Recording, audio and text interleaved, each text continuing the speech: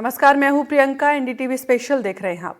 उदयपुर में अरावली पर्वत के जंगलों में आग भड़कने से बड़ा नुकसान हुआ है और 5वें दिन आग पर काबू पा लिया गया है। जंगल में आग लगने के कई कारण होते हैं। कई बार नेचुरली आग भड़कती है और कई बार इंसानी रिवाजों की वजह से जंगल में आग से तबाही मचती है। इन बातों को विस्तार से जानने के लिए हमारी स्पेशल रिपोर्ट देखिए।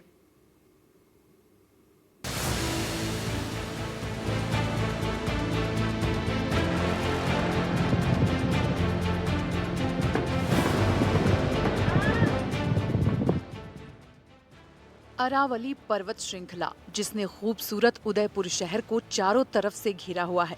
कई किलोमीटर लंबी ये अरावली पर्वत श्रृंखला बारिश और सर्दियों के दिनों में हरियाली की चादर ओढ़कर अपनी खूबसूरती बिखेरती है, जिसे देखने हजारों की संख्या में पर्यटक उदयपुर पहुंचते हैं। लेकिन यही अरावली पर्वत श्रृंखला आज गर्मी के दिनों में अग्नि स्नान करने लगी है। जी हाँ, हर साल गर्मी की शुरुआत से ही कई पहाड़ियां आग की चपेट में आ जाती हैं। जानकारों के अनुसार पहाड़ियों पर आग लगने के दो प्रमुख कारण हैं। पहला तो प्राकृतिक रूप से और दूसरा आदिवासी अंचल में मगरा स्नान प्रथा की वजह से। दरअसल आदिवासी अंचल में मगरा स्नान की मन्नत मांगी जाती है, जिसमें किसी की भी मनोकामना पूरी होती है तो वो मगरा स्नान करता है, यानी पहाड़ी पर आग लगाता है, जिससे सूखी पहाड़ियों में आग तेजी से फैलती है। पहाड़ियों में आग लगने से वन्य जीवों के जीवन पर संकट तो आता ही है, साथ में कई महत्वपूर्ण औषधीय वनस्पतियां जलकर खाक हो जाती हैं। यही नहीं, कई बार देखा गया है कि आग आबादी क्षेत्र तक भी पहुंचती है, जिससे जनहानि की संभावना भी उत्पन्न हो जाती है। ऐसा ही एक उदाहरण आया है। हाल ही में उदयपुर शहर के पास सज्जनगढ़ की पहाड़ियों में आग लगी है।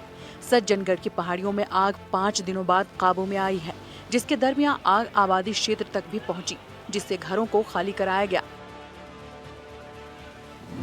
आपको बता दें कि अभयारण्य में वन जीवों की संख्या की अगर बात करें तो लेपर्ड 12 हैं, सियार 18 हैं, जरख 2, बिल्ली 19, लोमड़ी 4, नीलगाय 27 और लंगूरों की संख्या 92 है।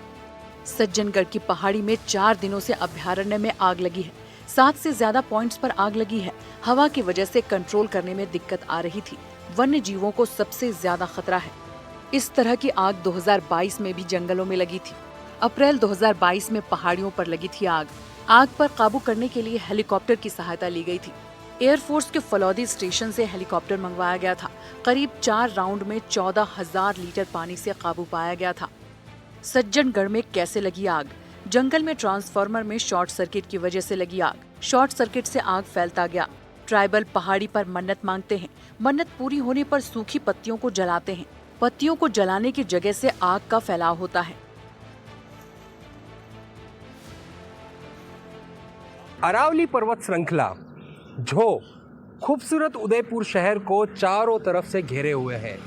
बारिश और सर्दियों के दिनों में हरियाली की चादर ओढ़े ये पर्वत श्रृंखलाएं अपनी खूबसूरती बिखेरती है, जिसे देखने देश और दुनिया से भारी संख्या में पर्यटक यहाँ पर पहुँचते हैं। लेकिन यही अरावली पर्वत श्रृंखला गर्मियों के दिनों में अग्नि स्नान करती है। जी हाँ, चारों तरफ से हर एक पहाड़ी पर लगभग हर एक पहाड़ी आग से धधकती है। इसके पीछे 2 कारण हैं।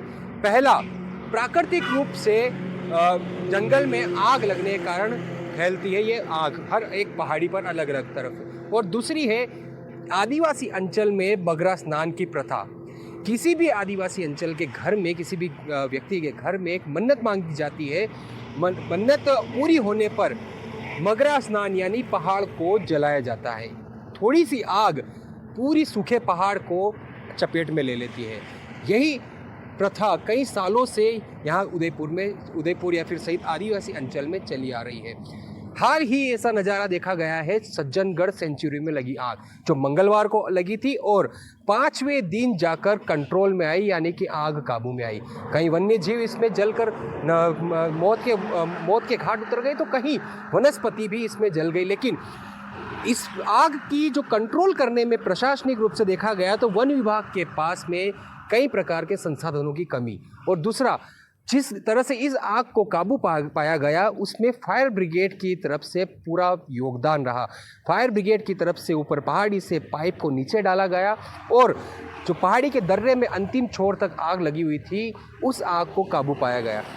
लेकिन सवाल ये उठता है कि हर वर्ष आग लगती है इन पहाड़ियों पर, वन्य जीव नष्ट होते हैं, वनस्पति नष्ट होती है और कई बार आबादी क्षेत्र तक भी आग पहुंच जाती है, जिसमें जनहानि का भी कई प्रकार से नुकसान होने का संभावना बनी रहती है। लेकिन इसको लेकर प्रिवेंटिव एक्शन प्रशासन या कहें वन विभाग की तरफ से कई बार देखा नहीं गया। वन विभाग के जिस तरह से वन विभाग से रिटायर्ड एक्सपर्ट खुद बोल रहे हैं कि फायर लाइन ज़्यादा से ज़्यादा जंगल क्षेत्र में फायर लाइन बनाई जानी चाहिए।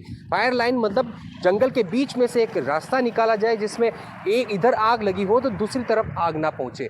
लेकिन कई कम संख्या में फायर लाइन, जिस तरह सज्जनगढ़ में आग लगी वहाँ पर भी कम 1 या 2 फायर लाइन थी, जिस वजह से आग कुछ जगह पर रुकी लेकिन चिंगारी के साथ भड़क उठी।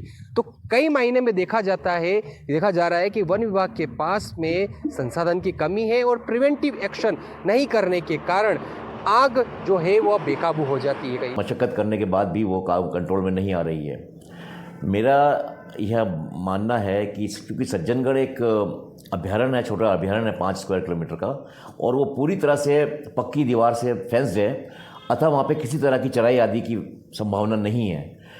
और ऐसी स्थिति में वहाँ जो घास है वो काफ़ी मात्रा में होती है और कतिपय कारणों से 2-3 कारण हैं वहाँ पे आग लगने के। एक तो वहाँ पे एक बिजली की लाइन जा रही है गोरेला गांव से सज्जनगढ़ महल को, उस लाइन ओपन लाइन है बिजली की और उसमें कई बार शॉर्ट सर्किट से आग लगती है नीचे घास में।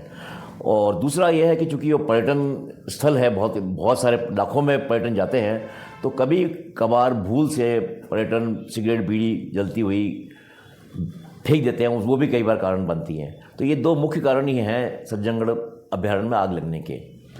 और सज्जनगढ़ अभ्यारण्य में हर साल करीब मैं देख रहा हूँ कि आग लग रही है और इसको बचाने का सिर्फ एक ही तरीका है, वो है कि वहाँ पर अच्छी मात्रा में फायर लाइन्स बनाई जाएं।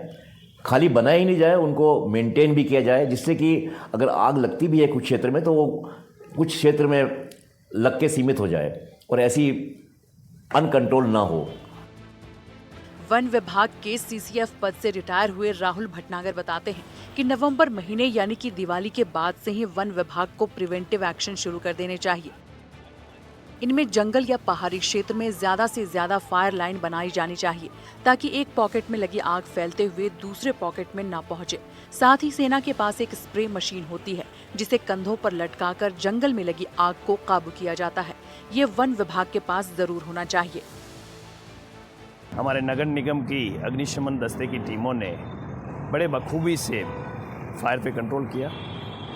हमारे लिए एक चुनौती था क्योंकि पूरा ये जो पहाड़ी इलाका है पूरा ग्रास एरिया है और कई सालों से उस एरिया के अंदर आम आदमी का आना जाना नहीं था। इस वजह से वहाँ बहुत ज़्यादा घनी जंगल और झाड़ियाँ थी और हवा का 2 दिन से बहुत ज़्यादा वेग था। इस वेग की वजह से वो आग आगे बढ़ती गई, लेकिन अग्निशमन की टीम का अथक प्रयासों की वजह से जो आबादी का एरिया था उस एरिया को आने से पहले कंट्रोल कर लिया। और उसी के जस्ट पास में एक बायोलॉजिकल पार्क है, बहुत बड़ा उदयपुर का जाना माना पार्क है। उस पार्क के अंदर विभिन्न प्रकार के जीव जंतु, शेर, चीते सभी को रख रखा है, तो उन लोगों को बचाना हमारे लिए बड़ी चुनौती था। तो मेरी टीम ने और वन विभाग के साथियों ने मिल करके, पुलिस प्रशासन ने और कलेक्टर साहब ने, एसपी साहब ने, आईजी साहब, संभागीय आयुक्त महोदय, नगर निगम के कमिश्नर महोदय, सभी टीमों ने मिल करके उस आग को कंट्रोल करने में भूमिका निभाई। Chief fire officer Babulal Chaudhary ने बताया कि सज्जनगढ़ में लगी आग में कई चुनौतियां सामने आई हैं, जिसमें सबसे बड़ी चुनौती है तेज हवा। अलग अलग प्लानिंग करके आग को काबू पाया गया। खासकर आबादी क्षेत्र में किसी प्रकार का नुकसान नहीं होने दिया गया। गर्मियों में पहाड़ों पर लगने वाली आग के लिए पर्याप्त संसाधन है और प्रशिक्षित कर्मचारी, साथ ही दमकल वाहन भी हैं। हर स्थिति से निपटने के लिए पूरी तरह से स्टाफ तैयार है। सज्जनगढ़ में जो आग लगी थी उसमें पहले जो फर्स्ट 2 डेज थे उसके बाद में पूरी आग बुझ गई थी, परंतु कुछ जगह टूट वगैरह होने से और एकदम आंधी चलने से जो है वो और 2 दिन बढ़ गई। तो कल रात को जो है अपनी आग पे संपूर्ण रूप से काबू हम लोगों ने पा लिया है। अभी भी लगातार जो है स्टाफ उसका निगरानी कर रहा है, ताकि जो है अभी जो सीज़न है, जैसे यहाँ पे काफ़ी ज़्यादा लीफ लिटर है, वहाँ पे लंटाने की काफ़ी झाड़ियाँ हैं, और इसको देखते हुए क्या कई बार आग की समस्या जो है आती है। तो इसको कंट्रोल करने के लिए हमारी मतलब 4-5 मेन स्ट्रैटेजी है जिस पे हम लोग अभी करेंटली काम कर रहे हैं। पहला तो है जो अपने एग्जिस्टिंग फायर लाइन वगैरह है उनका पूरा नियमित रूप से संधारण करना, ताकि जब भी आग वगैरह लगे तो एक ही एरिया में रेस्ट्रिक्ट हो और दूसरा एरिया में नहीं फैले। दूसरा जो अपने जो पेट्रोलिंग ट्रैक है उस पेट्रोलिंग ट्रैक को भी हम लोग रेगुलर गश्त करने के लिए भी इस संबंध में निर्देश दिए हैं, ताकि छोटी सी आग की घटना कहीं भी अपने संज्ञान में आ जाते हैं तो तुरंत काबू की जाए।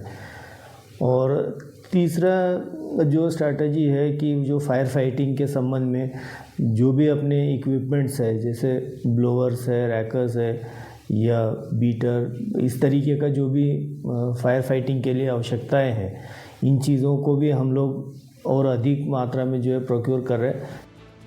हर साल पहाड़ियों पर आग लगती है और कई हेक्टेयर जंगल जलकर तबाह हो जाते हैं, लेकिन इनको काबू करना या प्रिवेंटिव एक्शन जैसी प्रशासन की तरफ से तैयारी नजर नहीं आती। वन्य जीव एक्सपर्ट के अनुसार गर्मियां आने से पहले ही वन विभाग की तरफ से जंगल क्षेत्र या पहाड़ी क्षेत्र में कई फायर लाइन बनानी चाहिए, जिससे एक क्षेत्र में आग लगी हो तो दूसरे क्षेत्र में ना पहुंच पाए। साथ ही विभाग के पास में संपूर्ण संसाधन भी होने चाहिए, जिससे विकराल रूप लेती आग को काबू में किया जा सके। वन विभाग की तरफ से, फायर ब्रिगेड की तरफ से जिस तरह से सज्जनगढ़ पे काबू पाया गया है वो 5वें दिन काबू पाया गया है, लेकिन अब भी गर्मियों की शुरुआत हो चुकी है और पहाड़ियों में आग लगना शुरू होगी, जिसके बाद देखा जाएगा कि किस तरह से प्रशासन इन जो आग लगी है, जो भीषण आग लगेगी, उस पर काबू पाया जा सकता है। विपिन सोलंकी, NDTV, उदयपुर।